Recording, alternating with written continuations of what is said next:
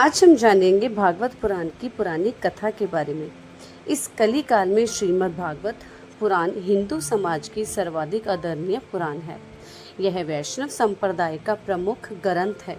इस ग्रंथ में वेदों, उपनिषदों तथा दर्शन शास्त्रों की गुण एवं रहस्यमय विषयों को अत्यंत सरलता के साथ निरूपित किया गया है।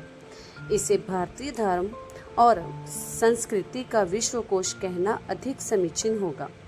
सैकड़ों वर्षों से यह पुराण हिंदू समाज की धार्मिक, सामाजिक और लौकिक मर्यादाओं की स्थापना में महत्वपूर्ण भूमिका अदा करता आ रहा है।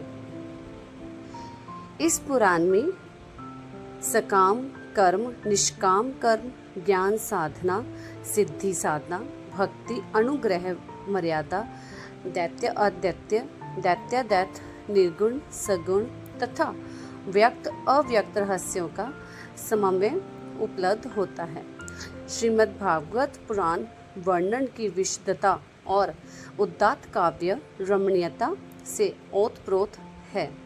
यह विद्या का अक्षय भंडार है।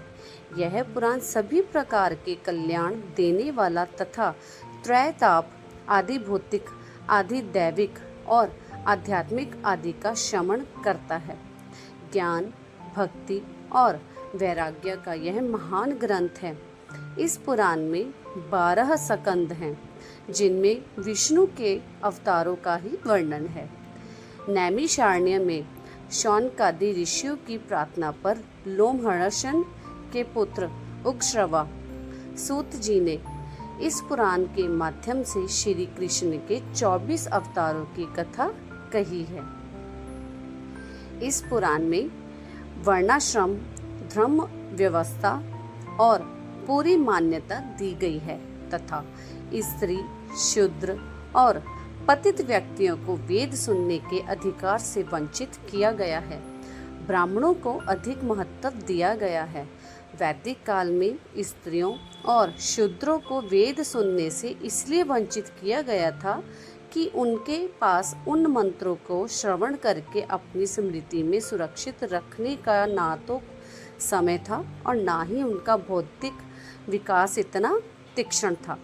किंतु बाद में वैदिक ऋषियों की इस भावना को समझने बिना ब्राह्मणों ने इसे रूढ़ बना दिया और एक प्रकार से वर्ग भेद को जन्म दे डाला। श्रीमद् भागवत पुराण में बार बार श्री कृष्ण के ईश्वरीय और अलौकिक रूप का ही वर्णन किया गया है। पुराणों के लक्षणों में प्राय 5 विषयों का उल्लेख किया गया है, किंतु इसमें 10 विषयों सर्ग, विसर्ग, स्थान, पोषण, उति, मनवंत्र, ईशानुकथा, निरोध, मुक्ति और आश्रय का वर्णन प्राप्त होता है। दूसरे अध्याय में इन 10 लक्षणों का विवेचन किया जा चुका है। यहाँ श्री कृष्ण के गुणों का बखान करते हुए कहा गया है कि उनके भक्तों की शरण लेने से किरात हुए, आंध्र, पुलिंद, पुलकस, अभीर, कंक, यवन और खस आदि तत्कालीन जातियाँ भी प्रचलित हो जाती हैं। तो चलिए, इस प्रकार से थी हमारी भागवत पुराण की श्री पुरानी कथा। वीडियो अच्छी लगी तो वीडियो को लाइक और शेयर ज़रूर कीजिएगा और आने वाली पुरानी कथा को जानने के लिए आपके अपने चैनल अचल पुरानी कथा को सब्सक्राइब ज़रूर कीजिएगा। तब तक के लिए धन्यवाद।